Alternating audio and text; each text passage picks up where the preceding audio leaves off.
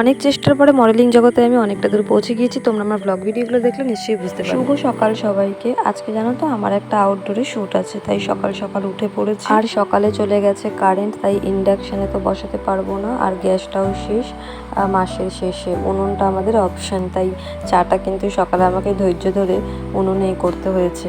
আমার বাবা মা ছোট থেকেই বলে যে আমি কিন্তু একটু সব কিছুতেই পারদর্শী। তো ওইসব কথা পরে হবে। আজকে আমার শ্যুট আছে, আমি আগেও বলেছিলাম ডান হাতে আমি নীলপালিশ সবসময় পরে থাকি না, শ্যুট থাকলেই আমি পরি, তাই চেরি কালারটা আমি চুজ করে নিলাম। আর আজকে আমার আউটডোরে শ্যুটটা থাকবে by self dress. Long skirt আমি খুব একটা পছন্দ করি না, আমি এই ফার্স্ট টাইম পরেছি, তাও এটা আমার মিস্ত্রি আমাকে দিয়ে দিয়েছে। তো আউটডোরের শ্যুটের মেকআপটা কিন্তু আজকে আমি নর্মালিই রাখবো। তো তোমরা দেখতেই পাচ্ছ কতটা ন্যাচারাল লুকসে আমি আজকে শ্যুটটা করতে যাচ্ছি।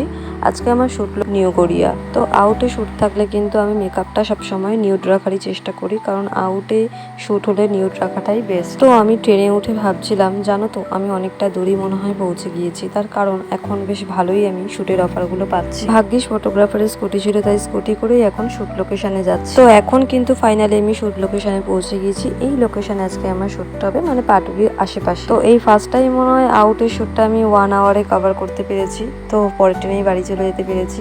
তো আজকের মতন ব্লগ আমার এখানেই শেষ। পরের ব্লগে দেখা হবে। টাটা।